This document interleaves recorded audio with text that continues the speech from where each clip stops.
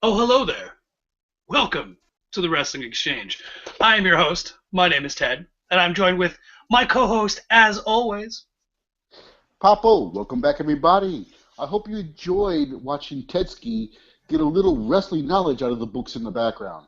So, without further ado, break it down for our fans, Yes, Tedski. I got so much wrestling knowledge out of the Gallant Lady.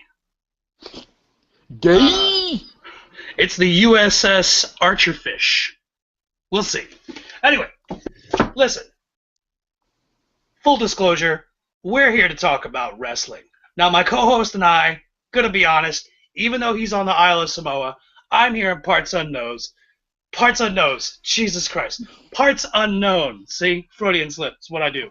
Uh, we got the fucking sniffles. So just as a disclaimer, right off the bat, if you see us fucking with toilet paper and sniffling and coughing and sneezing, we're sorry. We're only human.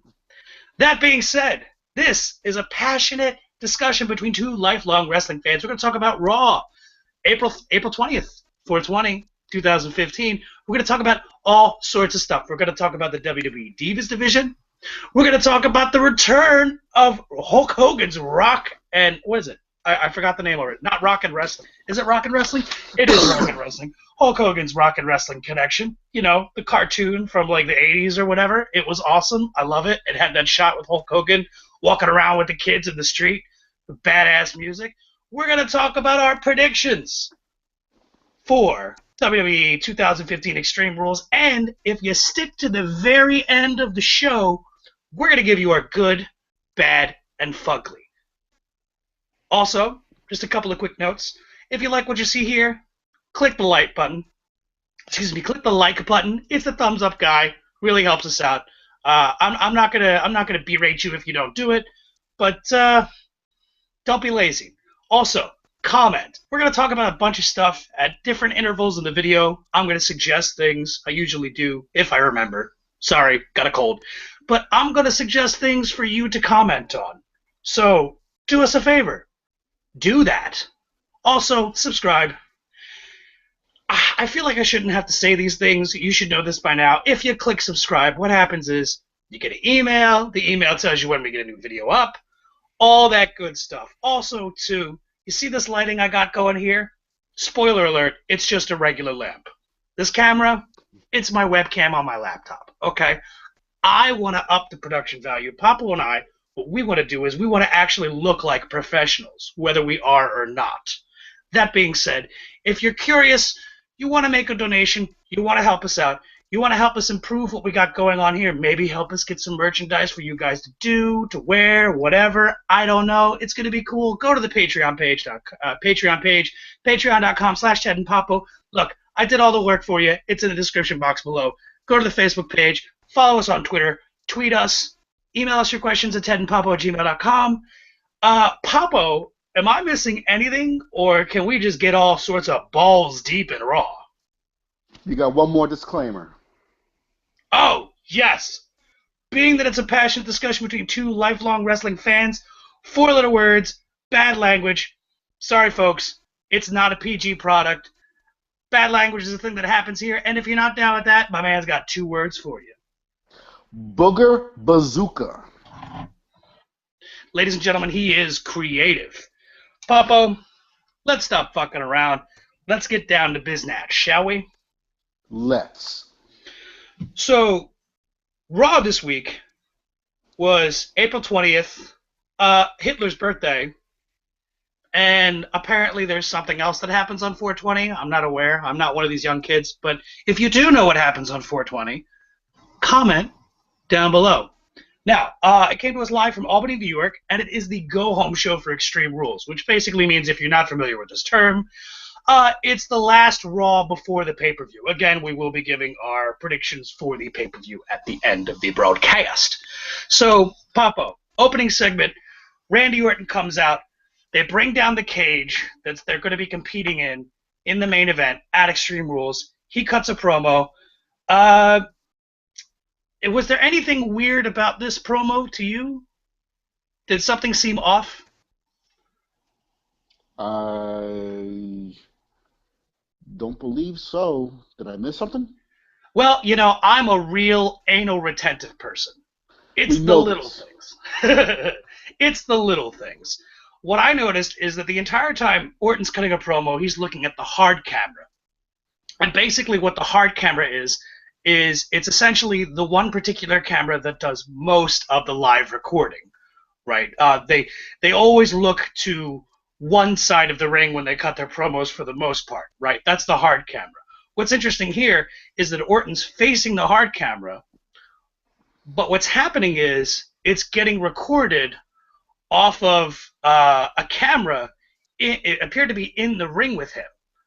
And to me, it may not have bothered you. It bothered me. It was kind of like a little thing that it was like, like, can we just cut to the hard camera? Can we just go to the hard camera? It looks weird.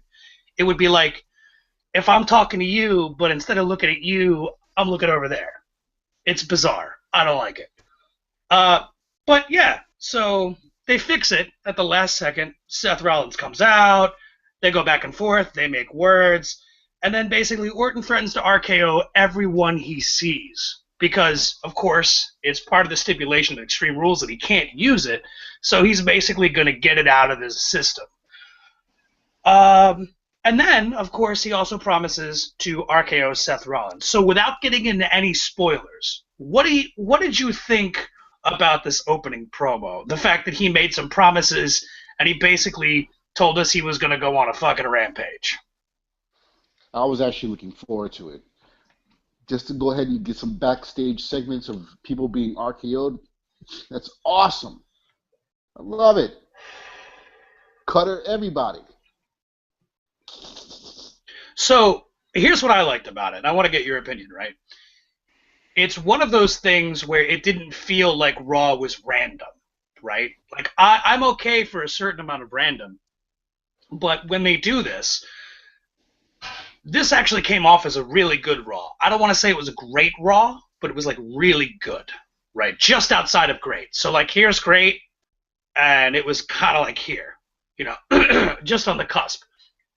And what's interesting is it creates a story that goes from beginning to end. So it's not just a bunch of random segments and matches. There's a story that goes from start to finish that kind of makes it seem like it's not some sort of random, incoherent nonsense. I mean, is that just me? No, I'm in total agreement with you. I mean, we had the introduction, the climax, and the conclusion, like a perfect story with this Raw. So, speaking of things that you and I are in agreement, I want to talk about the first actual match on the show, which is Dean Ambrose versus Luke Harper. Papo, these guys kicked ass. Oh, fuck yeah.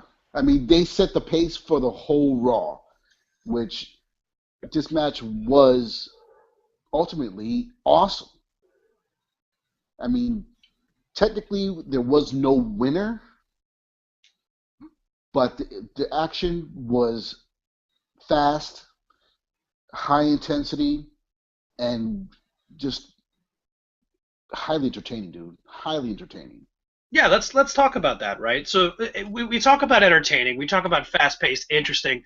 One of the things that I like to see, and I mentioned over and over again, is that I like things that are different, right?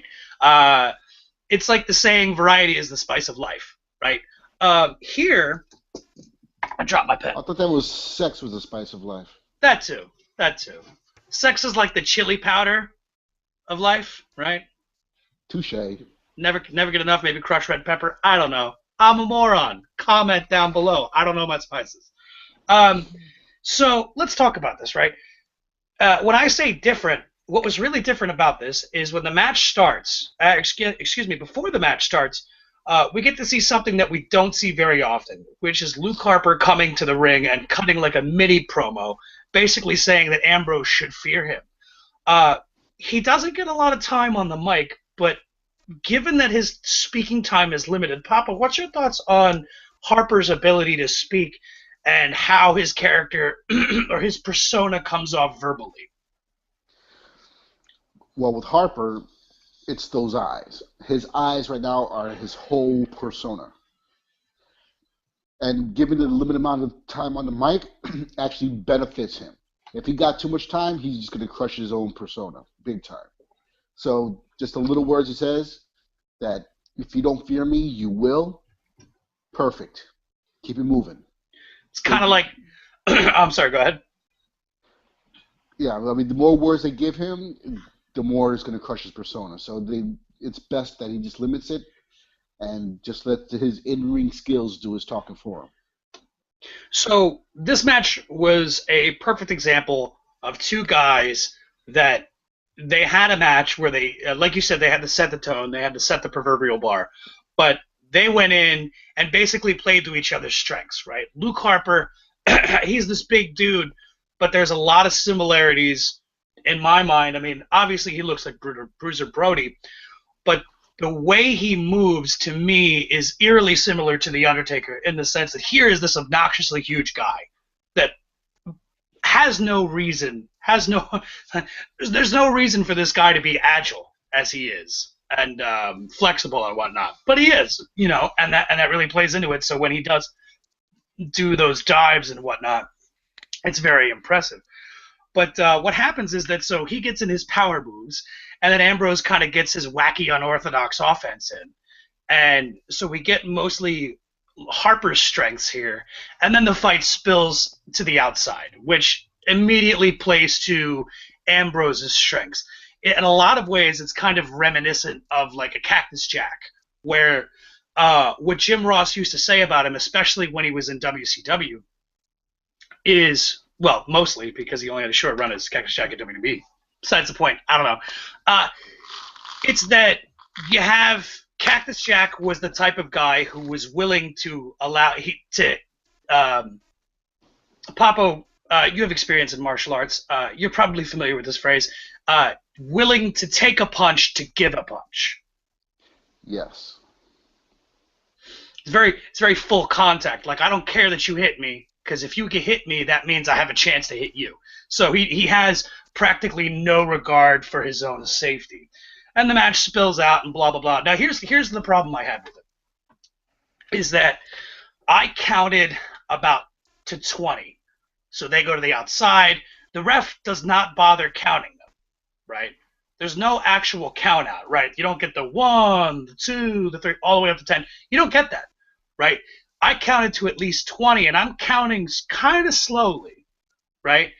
Before Ambrose kind of does that spot where he kind of like swings his bottom half into the ring under the bottom rope and then swings back out, kind of like breaking the count if the referee was counting. And there was at least a 20-second period without counting. Papo, did you feel like this was weird? Like, did you notice this, or is this just something that would bother me? Something that would just bother you. Really? I can't imagine. There has to be someone else that was bothered by this. So if anybody else is bothered with this, please comment down below. Hit us up on the Twitter. Hit us up on Facebook. Hit us up at the Gmail. It's in the box down below. If you agree with this dude, please comment. Hey, I'm going to go one step further. If you happen to be in parts unknown, hit me up in person. Get at me, bro. That's all I'm saying. Anyway, let's see. So, where were we? So basically, it's just assumed that the match ends in a countout, right? But it's never really announced, and they never ring the bell. So in my mind, this match never ended. It's like Curtis Axel in the Royal Rumble. It's still going. But I gotta say, this was a really good match. And anything else you want to say about that before we keep this ball rolling, good sir? I'm in agreement with you on that one. This was actually an awesome match. I love the fact that it went out to the crowd. We haven't seen that in such a long time, and basically the match was thrown out, so there was no winner to this match. I would like to see him in a no holds bar. Well, they're going to they're going to be at the pay-per-view. We will discuss that at the end of the show.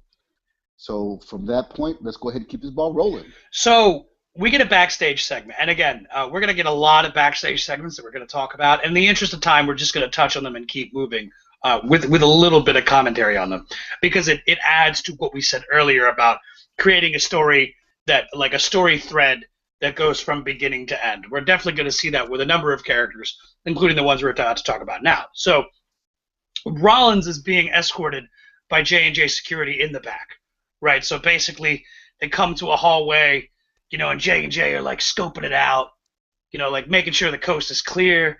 Dun And dun dun dun dun dun dun dun dun dun dun dun dun dun dun dun dun. So they had that whole feel. They were looking out for Randy Orton. it was awesome. I dug it. And then what happens here was the funniest part is they get spooked by the primetime players. What did you think about this? That was hilarious. They're peeping around corners, trying to find out trying to look for Randy Orton. All of a sudden, you hear horror, horror, horror, horror, horror, and they all jumped. This shit was so funny. It was great, man. It was super entertaining. And then Seth Rollins bumps into Triple H, and he's like super spooked out, right? Like he's like, "Oh shit, oh it's you, oh okay." And then basically, Triple H tells Rollins that he's been too busy with the Tough Enough announcement and a lot of stuff that's going on to really be concerned about what's been happening lately with Kane specifically. Rollins then asks for more security or a larger security detail to be assigned to him. And Triple H is like, look, man, Randy Orton is just one guy. You're champion, and, your job as champion is to prove that you're the man, night in and night out. You can do this. Besides, Orton is just one man. Which, by the way, anytime on TV or in film, someone says, he's just one guy, bad shit's going to happen. So, all in all, good segment, yes? Yes. Let's talk about Lucha Dragons versus the New Day. There's a couple of things that I wanted to touch on here. This match felt kind of flat, and I want to ask you something. The match seems flat. Is that because New Day are just not really that great of a tag team? In actuality, they just don't seem to have a chemistry with other tag teams? Or is it because we're not getting the presentation of the Lucha Dragons just isn't that effective?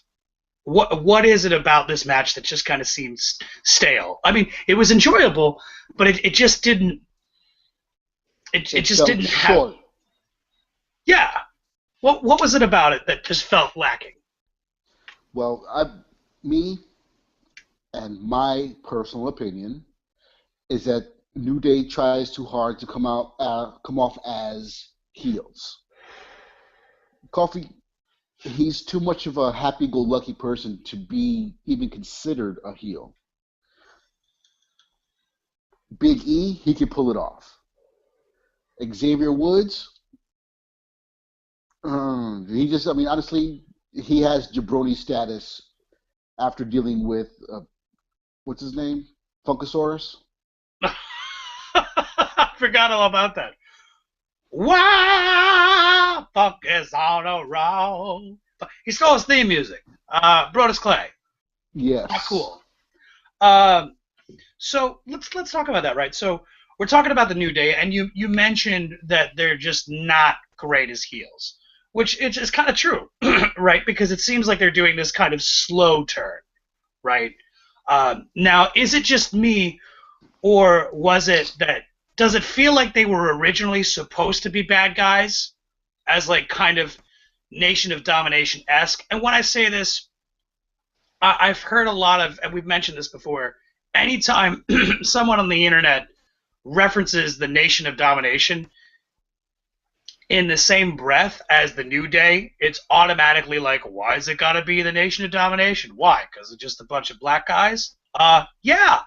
I don't know that many stables full of black guys. It's not like there are other comparisons to make, right? Like if you had a stable full of guys that were champions in different eras, like for example, the Dangerous Alliance in WCW, right? You had Arn Anderson, you had Steve Austin, you had Rick Rude, you had Medusa, you had help me out here, man. Yeah. I can't. I don't remember the Dangerous Alliance. What? was a whole bunch of them. That's the point. I want to say Tully Blanchard, but I'm not 100% on that. My memory's kind of shit right now. Um, but yeah, you basically had a group of, and you can relate that to Evolution, right? Where you have two established stars, Triple H, Ric Flair, and then you have two new young guys that they're bringing in. Except with Dangerous Alliance, the new young guy was Austin, right?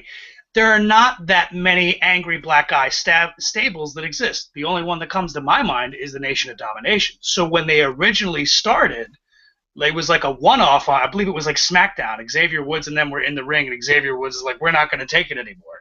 But anyway, long story short, it felt like we were gonna get that, right?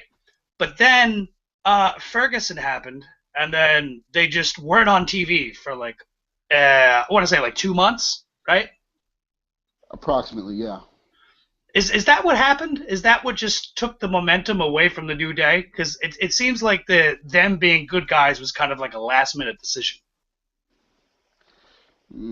It's kind of hard to tell because, I mean, again, the whole promoting at the beginning, before they came out, it's had this whole gospel James Brown feel, and nobody took to it. So they come out, they're getting the New Day sucks chance, right? And they're visibly upset. And at the start, it kind of seems like one step forward, two steps backward, where we saw in the past 2 weeks, it was either last week or the week before, where basically Kofi cheated, and then Xavier Woods was like, "Oh shit," like in his reaction to Kofi cheating, and he was like, "Oh, so we're gonna be like that? Okay, I can get behind that." And he kind of seemed to really enjoy that. But we didn't really get that in the beginning of this match. It was fairly straightforward, right? Of course, as with any important match before a pay-per-view, we have to see the champions watching on a TV backstage. I don't know why. It's so old. I hate it. And basically what happens is Sin Cara is outside of the ring with one of the members of the New Day. I believe it was Big E. And Xavier Woods starts distracting Sin Cara, right? He's like, "Look at me, look at me, look at me." And then long enough for Kofi to attack him. And then there was one really cool spot. Papo, I don't know if you caught this. The Lucha Dragons did like a double moonsault from the top rope in both corners to the outside onto New Day. Yes. That was an awesome spot, which led to the visual heel turn of the New Day. Yeah, I mean, it rolled right on into the finish, and it basically was the ref starts the count. They get out. The ref gets up to like 8 or 9, and Big E rolls into the ring. But then Sin Cara tries to make it into the ring, and we see Xavier Woods has been, he was hiding under the ring skirt, right? And he's grabbing Sin Cara by the legs. What? Hiding under a skirt? Oh, I get it. Hiding under a skirt. Gay. So this happens. He holds him. Ref counts to 10. New Day win by countout. So now New Day are officially the number one contenders because this match, by the way, forgot to tell you, was to set up the number one contenders. After the match, Randy Orton comes out. He throws Big E out of the ring. He RKO's Xavier Woods. And then he RKO's Kofi. And it was kind of weird because he goes to RKO Kofi, and then like Kofi just, for some reason, just jumps up in the air, and then he gets RKO'd. It felt like they weren't on the same page for that. And then Big E goes to like get in the ring, and then Randy's like, "Yeah, come on, eat an RKO, come on." And Big E's like, "You know what? Nah, no. I'm very much into self-preservation," and just decides not to enter the ring. So a couple of quick questions. Number one, Kid and Cesaro, they're the tag team champions. They're bad guys. New Day, they're bad guys. Bad guys versus bad guys for the tag team champions, or for the tag team championship titles. Is this a problem? Yes and no. Because it ruins the man drama. Good versus evil. Where the fuck is the good versus evil? Yeah, I'm with you. Like, I get it. New Day are technically good guys, but anybody who's been watching wrestling long term can clearly see that New Day aren't really good guys. They're for lack of a better phrase, faking the funk, if you will. I like that term. Right? Funk is on a roll. That's all I got to say. Last question before we move on. Randy Orton just RKO'd motherfuckers and Big E deciding that he's all about himself. What do you think about that? That might cause some static within the New Day. Forcing a breakup. Please let that be the choice of it. I don't know if I wanted to break up or just go full-blown heel. I think that they'd be better served. And maybe, who knows, maybe Kofi breaks away from the New Day and Xavier Woods and Big E turn on Kofi. I don't know. Either way, I want to talk awesome. about... every time I try to do the Fandango music, I end up like doing this really shitty version of the I Dream of Jeannie theme. So let's talk about...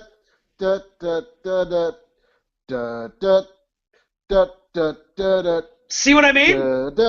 Everybody does it. It's like we can... Everybody does the Fandango, but without the music, it's almost like the I Dream of Jeannie theme is how everybody remembers it. It's very bizarre. So let's talk about this, right? Obviously, hashtag Axelmania, Fandango versus Curtis Axel. A couple of things I wanted to add here. By the way, we've mentioned before that I'm a huge Curtis Axel fan, and I'm a huge Fandango fan. Ladies and gentlemen, if you're interested, that hashtag Axelmania shirt, that is now on WWEshop.com. So if you're interested, buy one. Or better yet, buy one for me. I'm fat, so it's in double XL. I'm just saying. Triple XL. Oh, hey. Hey, come on. So let's talk about the dance that Curtis Axel was doing. He was dancing to Fandango's music. Is it just me, or is Curtis Axel one of the most underrated guys on the roster as far as talent, in-ring ability, and being just all in all fucking hilarious? Yeah, they got to let him just be himself or have him fit a persona. But, I mean, as of right now, it looks like not really sure what to do with him. But I believe if given just a quick push, he'd actually be better on the mic, and because his in-ring skills are up to par. It's like, you know what it reminds me of? It's like Damian Sandow-esque, right? Where he just kind of fell into this weird, I'm going to pretend to be different things every week, and then he got over, and then ended up falling into the story with The Miz. Curtis Axel's kind of doing the same thing. He's just ripping off the Hulkamania gimmick, obviously doing the brah shirt tear. Fandango wins with a flying leg drop. This was a glorified squash match, but I think if Curtis Axel's going to stay as a jobber, I'm okay with it so long as he maintains entertaining, or he keeps being entertaining. Like, if they don't give him the time to be entertaining, it's going to ruin him. But I think if they allow him to just be funny and just be that goofy bastard that he is, we'll all be on board. There's not really much to talk about the match, so let's talk about the fact that after the match, they play the old flamenco, new and improved Fandango music at the end. Originally, I thought that was similar to what they did with Mankind in his debut in 1996, where he would come out with like the really creepy music, and then after the match was over, it's very pretty piano music. He actually talks about it in his book, Mankind, Have a Nice Day. My favorite wrestling book of all time. There's only maybe 3 or 4 books I've read more than once. That's definitely at the top of the list. What was going through your mind when they were playing the old music after the match? They messed up. Oh, you were going with it? He came out to the right music, and in the music before, and last week, he had the same music. So, whoever was on the soundboard messed up. They probably got fined. So. Yeah, and you could, and it's funny too because they could have played it off like it wasn't a mistake because it's Fandango's music, so it didn't bother me too much. But they did that cutaway where they show they do that oh God, what is it called? That in-screen video where they move the live action to the top corner and then they blow up the replay, so it's kind of like almost like a screen in-screen type deal. And Yeah. then they're showing the replay, and in the replay, you can hear the quote unquote new and improved flamenco fandango music. And then when we come back from it, when that clip ends, we're back to the I guess it's called the Original. fandango. Yeah, to the cha cha cha. That was hilarious. I want to talk about Triple H's announcement for WWE Tough Enough. Now they pumped this thing up leading up to this segment like it was going to be some shocking announcement. Spoiler alert, I knew about this well over a month ago. Papo, did this surprise you at all? Did you see this coming? Did you know they were going to announce Tough Enough? And part two of that question, why the fuck are they going to do it on USA and not on the network? Well, number one, no. And number two, because they'll probably get more money as they would get with WWE. Now, So here's the on the network, they're only doing it for $9.99. hey, not if you're a But new subscriber for April, yeah, it's free for the month of April. motherfuckers. But they still need revenue coming in. So let's talk about that, right? Because they're in desperate need of new content for the network, right? I've watched 90% of all the quote-unquote original content, right? To me, it just seems counterproductive to not put that on the network, especially where they put the original Tough Enough on the network. But what's interesting here is that it was just announced, I think it was 2 weeks ago. I don't know if we mentioned this on the show before, is that now, I think late 2015 or in 2016, SmackDown will be leaving the Sci-Fi Channel and coming to USA Network, which means that, not counting Tough Enough, USA Network's going to be carrying 5 hours of WWE television a week. Adding Tough Enough, which is, I'm going to assume, a half hour to an hour, that's anywhere from 5.5 to 6 hours. Is that too much WWE on USA? Dude, that is WWE overdose. Somebody's going to wake up dead. You're going to have So, to clear. Boom. so He just OD'd on WWE. Oh man, seriously. If anything, I think that much WWE might actually turn casual viewers away because they might be like, "Oh, fuck it! Every time I turn on the TV, it's WWE." What about Burn Notice? Where's my Burn Notice? Or White Collar, or whatever those fucking shows are. So, so let's talk about that, right? Because they're saying it's going to air live on June 23rd, which is kind of weird because traditionally it's a taped show, right? They film the whole season and then they put each episode on weekly. So do you think each episode is going to be live and they're going to do a deal where America votes? It's going to be recorded live, but I don't believe it's going to be aired live. So Kane arrives and interrupts Triple H and ends his announcement. Kane tells Triple H that he's left multiple voicemails, text messages, and emails, and he says, "You know what, boss? I'm giving my 2 weeks' notice." I'm assuming that he's referring to his position in the authority as Director of Operations. Is that a fair assumption? I believe so. So he's giving his 2 weeks' notice. Triple H is basically trying to talk him out of it, and then Seth Rollins arrives. He interrupts Kane because this is the night of interruptions, and Kane reminds Rollins again, which I like that he does this, the fact that Seth Rollins is only the Money in the Bank winner strictly because of Kane's specific and much needed interference. If we remember correctly, Kane was the one that made sure Seth Rollins won. And Triple H basically decides that Kane is going to be what he called the guardian of the gate, which basically means he's going to be the guy operating the door in the steel cage. At Extreme Rules, Triple H tells Rollins to basically get on the same page. We're a team. After that, we get a follow-up segment backstage where Kane and Seth Rollins continue to argue. Triple H breaks it up. He reminds Kane that he's a corporate man now. He's a suit and tie, and that he's no longer the Hellfire and Brimstone. Kane ain't having that shit. He's like, I'm still the Big Red Machine. I'm still the devil's favorite demon, which, by the way, I fucking hate that moniker. So Triple H tells Seth that he will have the match that he was originally scheduled for last week against Dolph Ziggler, and that he tells Rollins that a lot of people made him what he is, and if he wants to be cocky, that's fine, but he's gonna have to prove that he's the man night in and night out. Any thoughts on this backstage segment, or can we talk about the weird issue going on right now with the Divas division?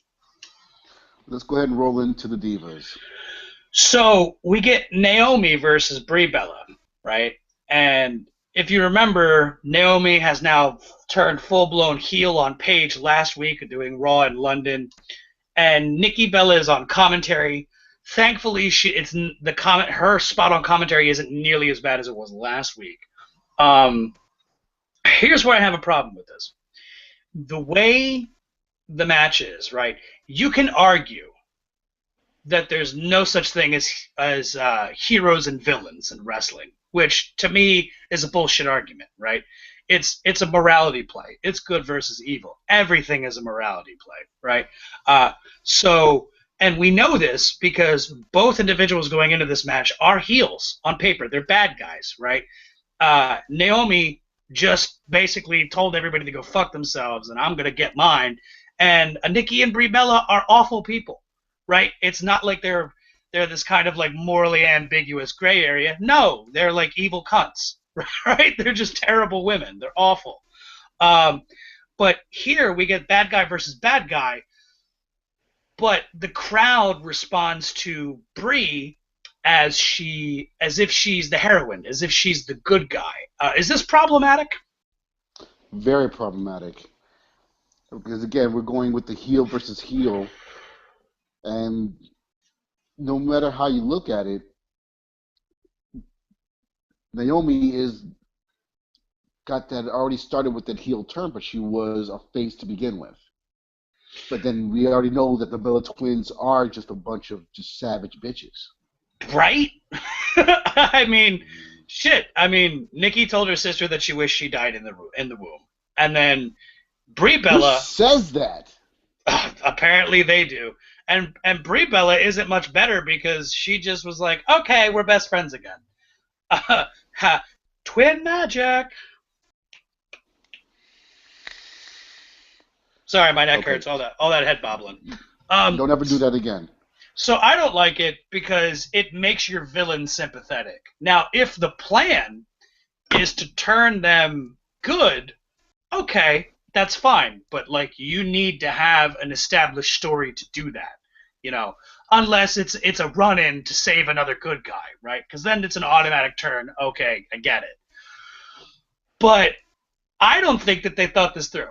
I'm almost positive that there was no thought put into turning the Bellas face because, Papo, I went through the entire Divas roster on the main shows, right, not including NXT. How many baby faces, how many good guys do you think there are, if you had to guess? In the Divas division? Yeah. 0.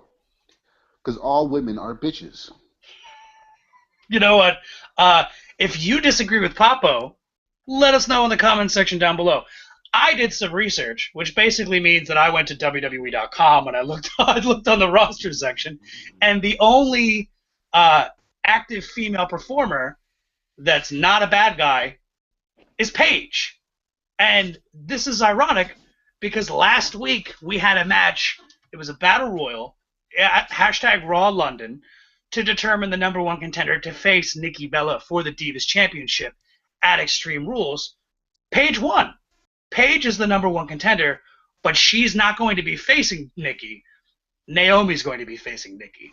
Is this a problem? Is this them just not knowing what the fuck they're doing or changing things on the fly without bothering to give us an explanation? They're changing it on the fly so they don't have to give us an explanation. Last question. Naomi, working heel. How awesome is her in-ring stuff now that she's being a bad guy? She's a little bit more ruthless now. Very innovative. I'm liking this new Naomi. It's awesome, right? I mean, I dig it. Um, yeah. Last question. I lied before. How ironic is it that one of the sons of Rikishi married a woman with a fat ass? That's awesome. Speaking of things that are awesome, we're going to talk about the one-man bam, bye-bye, Heath Slater. Okay, he's sitting next to Eric Rowan in catering, and he's talking about how he's going to be the one to challenge John Cena in the United States title Open Challenge Series this night on Raw. Eric Rowan doesn't give a shit. He walks off, and that's fine because nobody gives a shit about Eric Rowan. Then it's pretty much Heath Slater's in mid-sentence, and Randy Orton just comes out of nowhere, hashtag RKO out of nowhere, RKOs him through the catering table, and here's the best part. He puts up his fingers like that's number 3, and then Papo, I don't know if you caught this, he reaches down and eats a chip off of Heath Slater's plate, singular, excuse me. Your thoughts on this whole segment and how incredibly specific that chip eating was? This was one of the coolest RKOs ever. And he slid in a promo at that too. So double the coolness, double the fun, double your taste with sugar-free gum. And eating the chip. And eating the chip. So, speaking of double your pleasure, double your fun, Roman Reigns, he comes out to the ring. He gets to cut an in-ring promo. He says that he isn't here to talk. He's here to fight. And he tries to call out Big Show when the inspirational Bo fucking Dallas comes out. Now, I'm going to ask you a question. You know it's coming, but I'm going to... Hold on. Whoa. I know the question. Whoa. We didn't get there yet. Whoa. Spoiler alert. I didn't ask it yet. So... No. Bo Dallas comes out, and he says something incredibly heelish, which some of our less geeky fans might not find heelish and offensive, but I did. He basically he says, I'm going to quote Yoda from the greatest Star Wars movie ever, Episode 1. And I was like, oh, rage, how fucking dare you say that? And of course he's rocking a goatee, looks great on him. And he basically says, anger leads to hate, or what is it? Fear leads to anger, anger leads to hate, so on and so forth. So Bo Dallas basically is here just to remind us that Roman Reigns is a failure, right? He failed to live up to his family's expectations. He failed to win the big one. He's a loser. Okay, as Ace Ventura would say, he's a loser. And then finally, he says, you're the Tim Tebow of WWE. You're Outback Jack in Kevlar, which I found hilarious. And he says, you failed every single time. All you have to do is believe, which I love. But here's what's interesting. As soon as he says believe, Roman Reigns hits him with a Superman punch, spear. The crowd actually starts to boo him for it, right? Which is just proof that Bo Dallas is over. And then Roman, without missing a beat, what was so good about this. Roman Reigns, without missing a beat, picks up his microphone again and immediately starts talking shit about Big Show. And he says, you can just believe that. To which JBL... He did it with a smile. He did. JBL points out that you just can't steal another man's catchphrase like that. True or false? You can't just steal another man's catchphrase like that. True or false? Yes and no. You can't take the catchphrase like that, but you can mock him. Okay, fine. Which that whole was. Believe, I think we can all agree, is a better catchphrase than believe that. They both suck. What about believe that? That double sucked. So speaking of things that don't suck, we're going to talk about the next match, which is Sheamus versus Zack Ryder. Now, mind you, we're in Albany, New York, okay, for this show. So we're not necessarily in Zack Ryder's hometown, right? Because he's, the Long Island Z. But it's close enough, right? The crowd pops, and I pop because I was like, oh shit, he's back from like that shoulder injury. Very, very cool. And they're announced that there's going to be Sheamus's match against Ziggler at the pay-per-view is going to be a Kiss Me Arse match. Quickly, are you looking forward to a Kiss Me Arse match? No, but I do want to see these two go at it. This has a reminiscent of Vince McMahon, Kiss My Ass to Save Your Job. Do you remember that? Oh, the Kiss My Ass Club. That was one of my Yes. favorite segments on Raw, especially where William Regal did it, and he like put the chapstick on first, and he was like, nah. It was great. Ultimately ending with DX putting Vince's head in Big Show's ass, if I remember correctly. So here's what happens, right? Sheamus has a microphone in his hand, and right before the match starts, he tells the ref to hurry up and ring the bell. And then Zack Ryder rushes him like he's about to attack him and start the match. And then Sheamus is like, wait, fella, I want to talk. And then he broke kicks him in the face, right? Total heel move. And then he spends the next just 4 minutes just kicking the shit out of Zack Ryder, but he never drops the microphone. So he has, picture this, he's got the microphone in one hand while he's kicking Zack Ryder's ass and talking shit the whole time. I loved it. What are your thoughts? I loved it too. That was quintessential heel fashion. So he proceeds to beat the bejesus out of Zack Ryder. We get a few bro kicks in, and it's just awesome, right? Because again, it's new, it's different, right? Anything new and different, I'm cool with, at least for a short time. Basically, he's just having his way with the woo woo woo internet champion, and then basically he's about to get another bro kick when Ziggler comes out and saves him. And Sheamus wins by disqualification. And again, no bell rung, right? This is the second time we're just having bell issues. Is there anything else you wanted to add to that, or you want to talk about Stephanie McMahon appearing on Live with Jericho, live on the WWE Network after SmackDown, April 30th? No. Okay. The only thing I want to say here is that I thought Stephanie would be the sensical person to be next after Vince, after Triple H. So it was weird that went Vince, Triple H, Cena, then Stephanie. But I think it's going to be interesting, and I can't wait to see it. Did you get a chance to watch Jericho and Cena? No, I did not. It's good. It's good. If you have some time, check it out.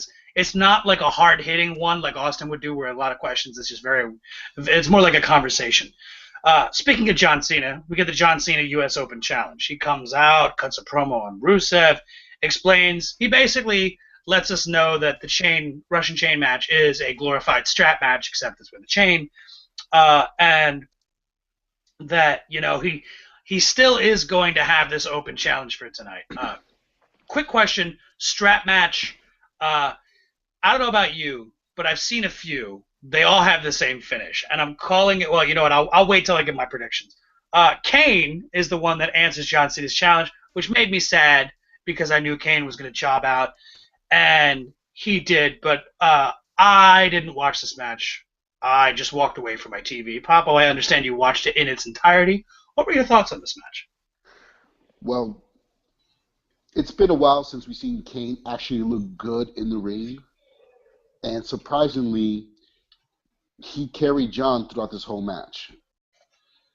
So, with Cena's few missed spots, Kane was able to go ahead and clean it up. You can hear the spots called. Cena really sucks with that.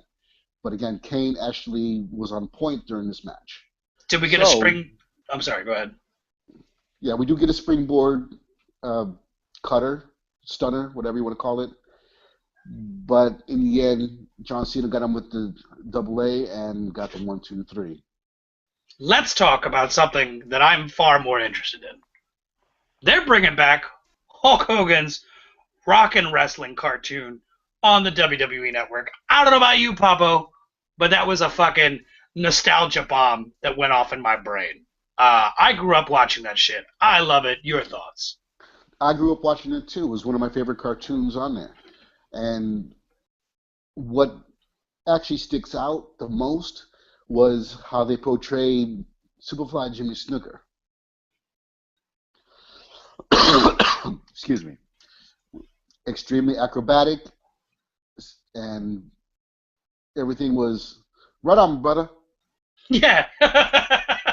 I put on the first episode the other night just to show my wife, and I shit you not, my wife looked at me like this was really a thing, a Hulk Hogan cartoon, and I was like, yeah, it was, and it was the best. Don't want to spend too much time on it because I watched that at a later date in its entirety. Let's talk about Renee Young interviewing Miz backstage, and it's revealed that the match that they're about to have is basically for the entirety of the Miz brand. The outfit, the song, the move set, everything.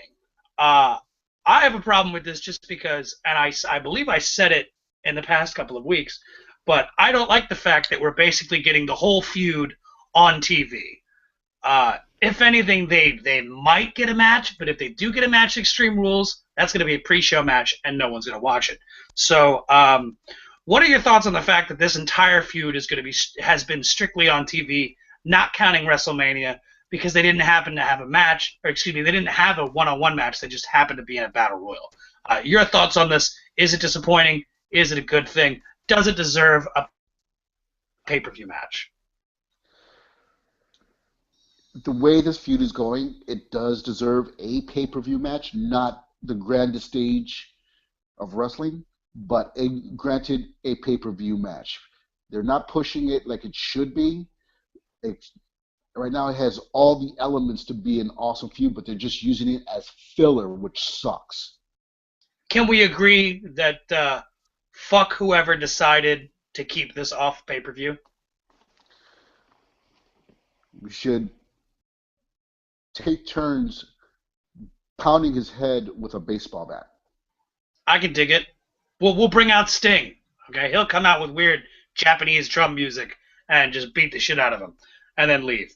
What's interesting here, the only good thing about this segment is that Miz is trying to talk, and he gets cut off because we switched to Byron Saxton interviewing John Cena instead, so John Cena steals the Miz's thunder, and then John Cena is attacked from behind by Rusev with a steel chain.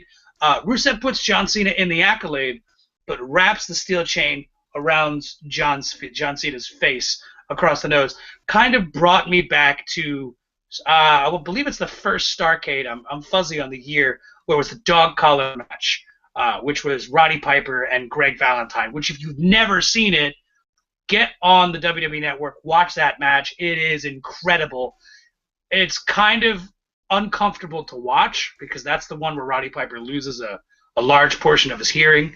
And it's the only match where I've seen someone actually work an ear. I can't think of another one. But, yeah, no, him putting him in the accolade with the chain, this was pretty cool, right? It added realism to that move, which I thought was awesome.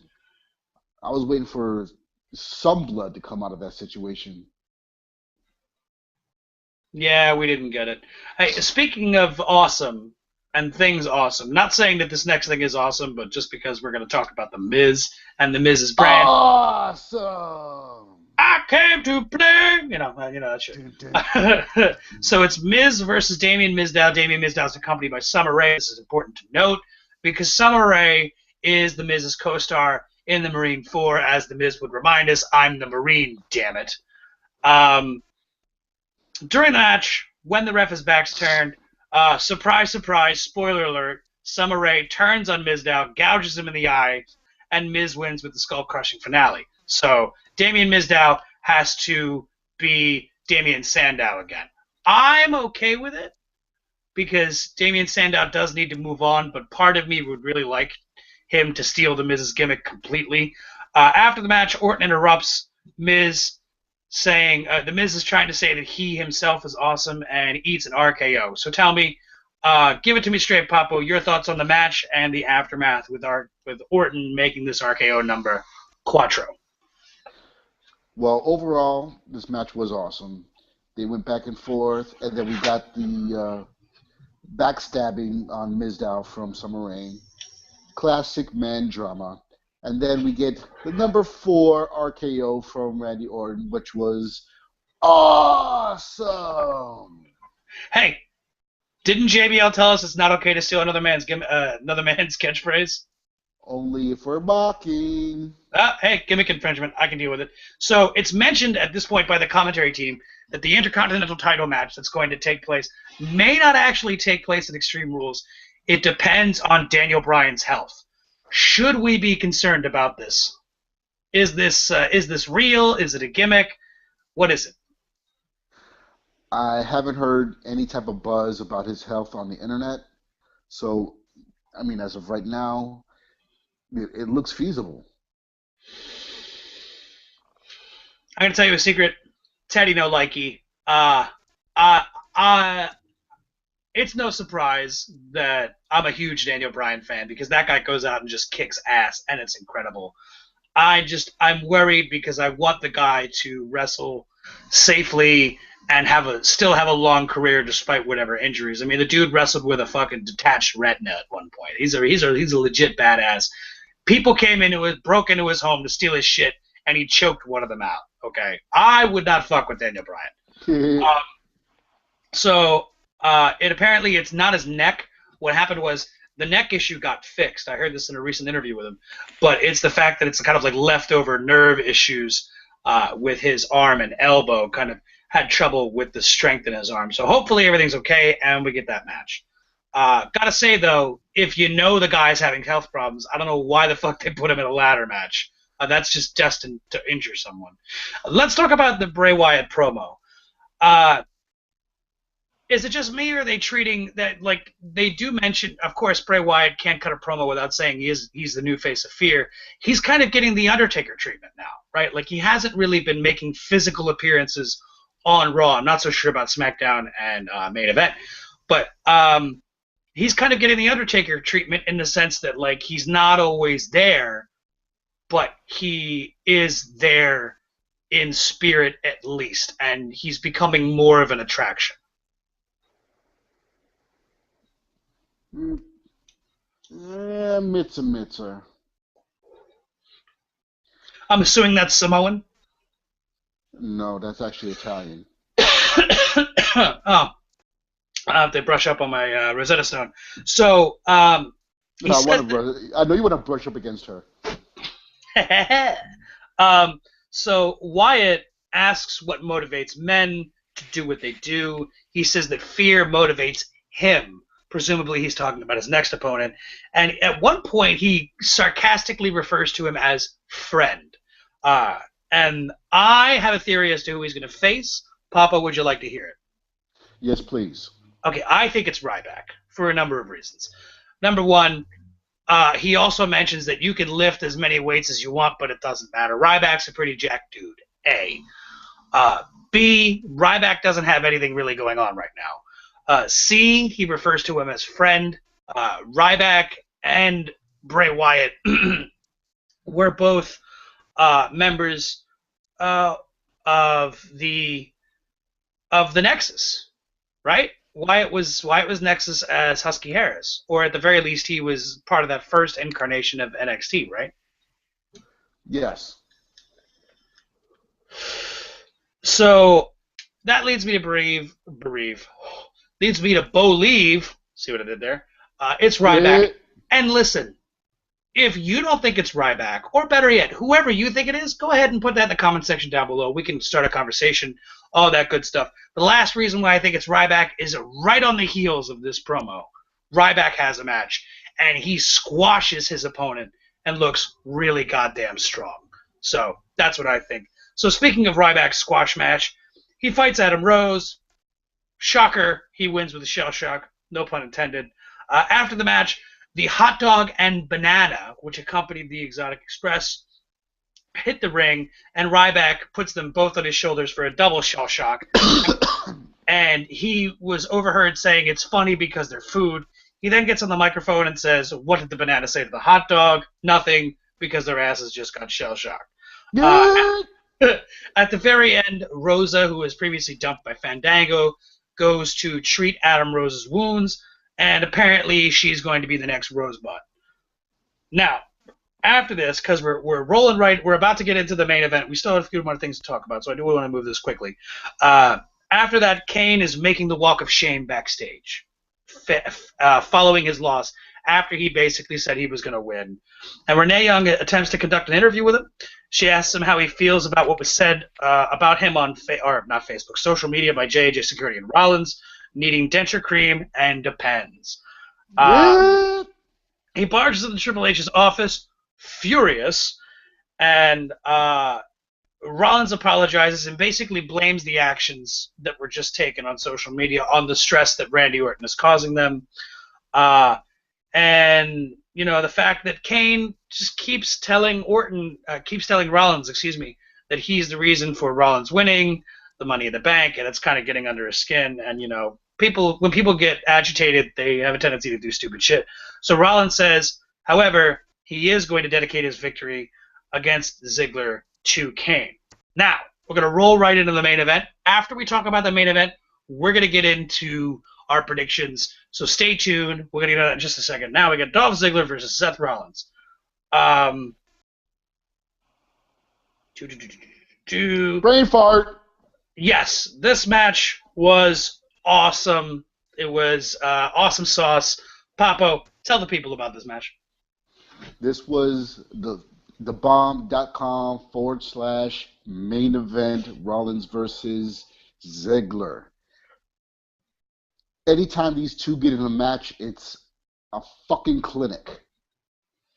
These two have some of the best chemistry that any two people have in the WWE. We got a little back and forth. We got little 2 counts along the way. Minimal interference from J&J Security. So, me personally, this was one of the best. This was main event caliber, if you will. If you will. So let's talk about what happened at the very end, right? Ziggler is literally seconds away from victory, right? He's doing that bit where he's waiting for Rollins to stand up. Rollins has his back turned to him, obviously waiting for him to stand up to his feet so he can hit him with the zigzag. And wouldn't you know it, fella, Sheamus comes out, distracts Ziggler long enough for Rollins to dispatch with Ziggler with a new finisher. I'm going to call this, I don't know, I'm sure there's a name for it somewhere, but I'm going to say DDT Clutch Falling Facebuster. Something they did name it. I forgot who it was. I think it was something Saber. I believe the name is something Saber. Well, it looked kind of weird. What were your thoughts on that finisher, though? Is it worth keeping, or is it? Or let's put it this way: do you like it, and is it better or worse than the curb stop? No. This is an awesome move, but it's not better than the curb stop. The curb stop, that's like the nail on a coffin. If you get curb stop, you're not getting up. Yeah, you're done. It's almost like a protected finisher, right? Nobody kicks out of the curb stop, unless you're fucking Brock Lesnar. Right? Yeah, like that's gonna happen. Yeah, well, Brock Lesnar's like final form, next level. So let's talk about after the match, right? After the match, Rollins gets on the mic. And he starts talking. Triple H cuts him off. He comes out, and he starts talking. And then Rollins kind of takes the mic out of Triple H's hand, and he starts talking again. And he basically says that since he's proved that he's the man by defeating and dispatching of the show-off, he says that he will pin Orton in their match at Extreme Rules within the cage, which will render Kane's position as being the gatekeeper useless and unnecessary. Seth is about to start talking more shit on Kane, and then Kane comes out and interrupts him. Again, this is the night of many interruptions. Triple H and J&J Security meet Kane on the ramp, and they try to talk him out of doing anything.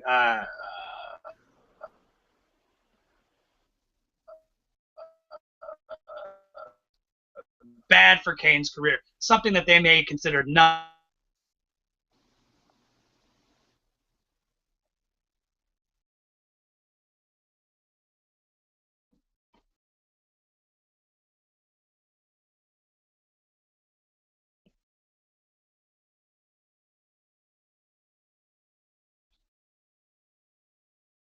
Ted, you froze on me. Can you hear me? Apparently, I'm having some network connections.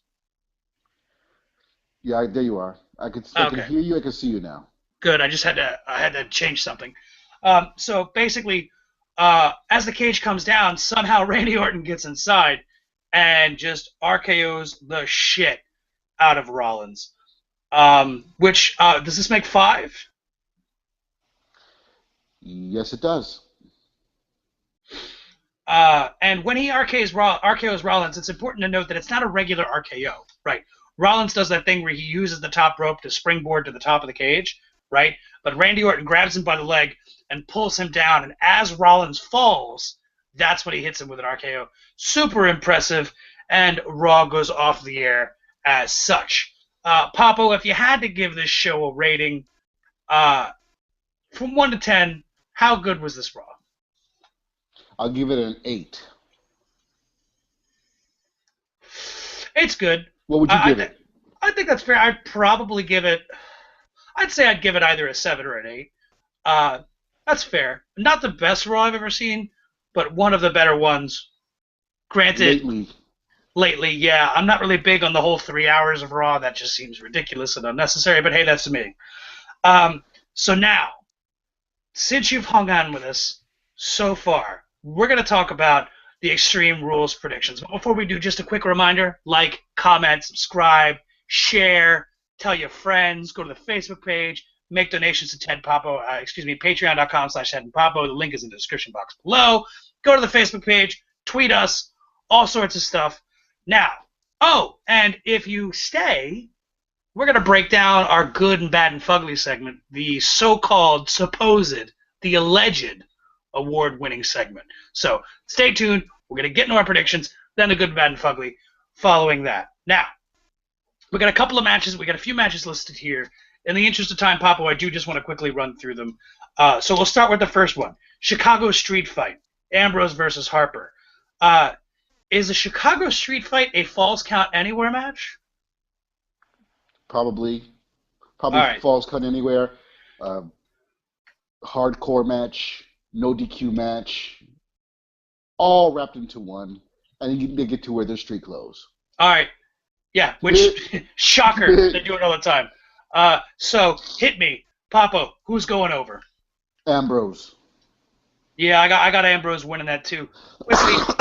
We got the tag team title match, Kid and Cesaro versus Big E and Kofi Kingston of the New Day. Who goes over? I'm gonna go with New Day. Really? Yes, I'm gonna go with New Day because I got a feeling that that third member of the New Day is going to interfere somehow, leading them to win that, thus putting the nail in the coffin to them to become heels. Divas title match. Nikki Who Bella. Who are you picking for the tag team? Oh, I'm picking Kid and Cesaro. Excuse me. Okay. Divas title match. Naomi versus Nikki Bella. Who's going over? Who wins? Who takes home that awful, ugly butterfly gold belt? I want to say Naomi, but I got a feeling that as much of a bitch those twins are, Nikki Bella's going to hold on to it. Yeah, I'm with you on that. I'm picking Nikki as well. I don't see her losing anytime soon.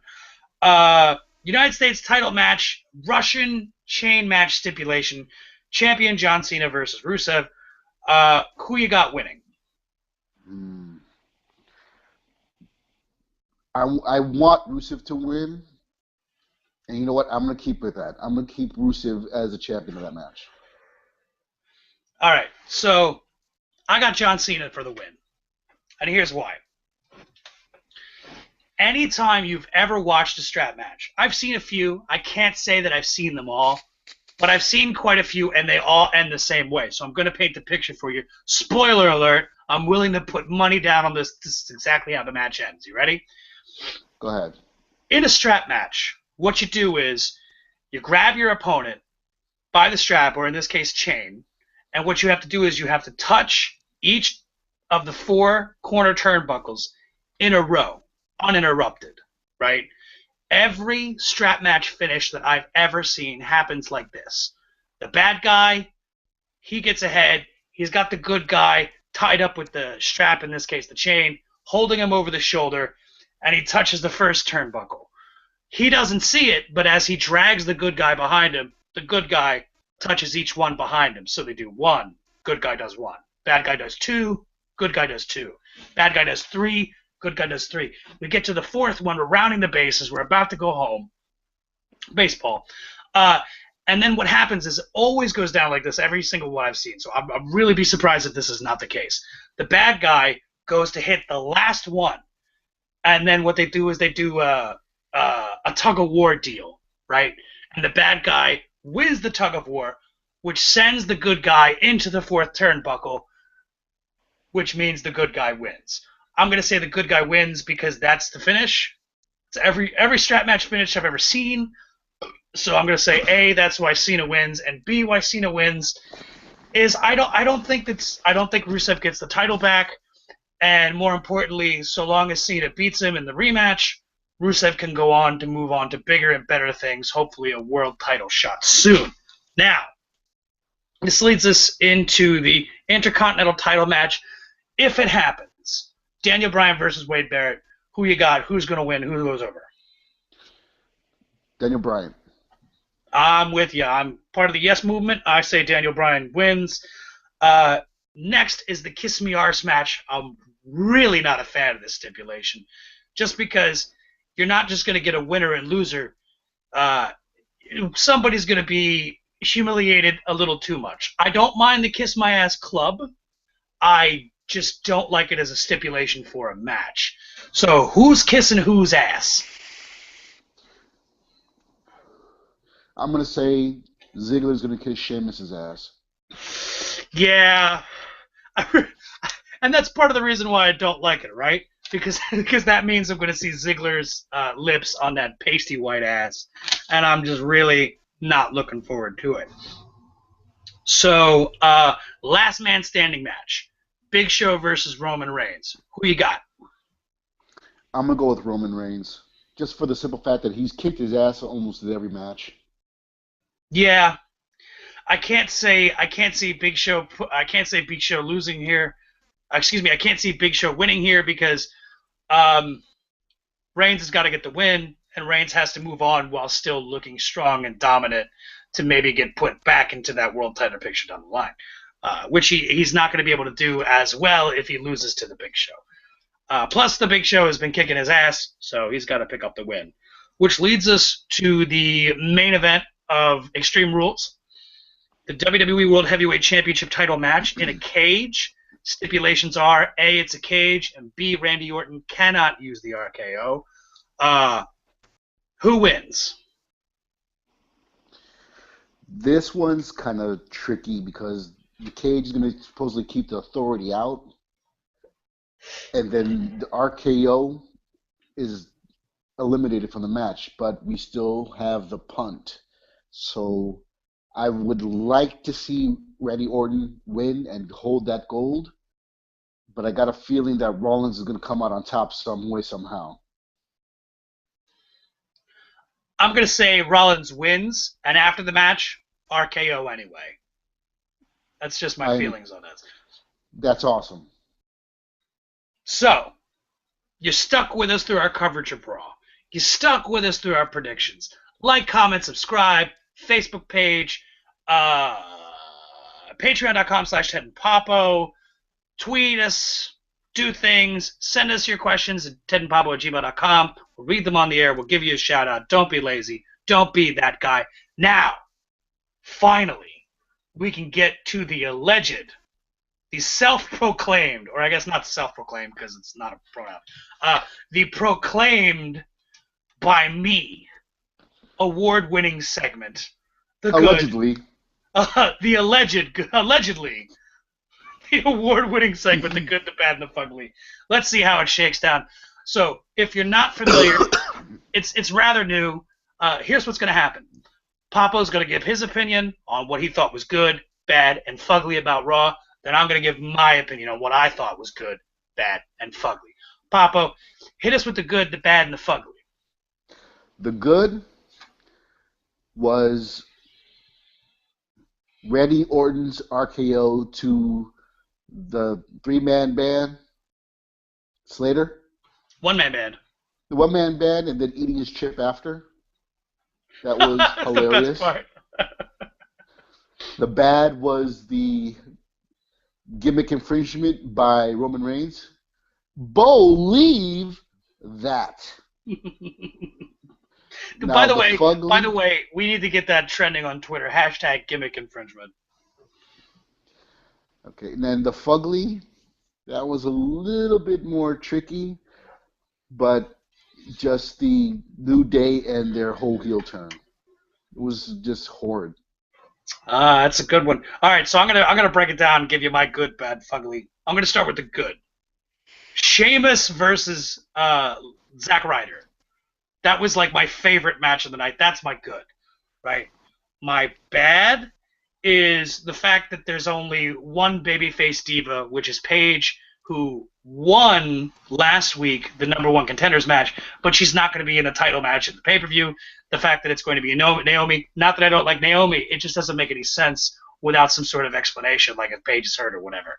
My fugly is the Miz versus Mizdow storyline only on Raw, SmackDown, and Main Event. If you watch those, I don't. The fact that we didn't get a pay-per-view match really bugs the shit out of me. At the very least, we should have gotten the last match on a pay-per-view.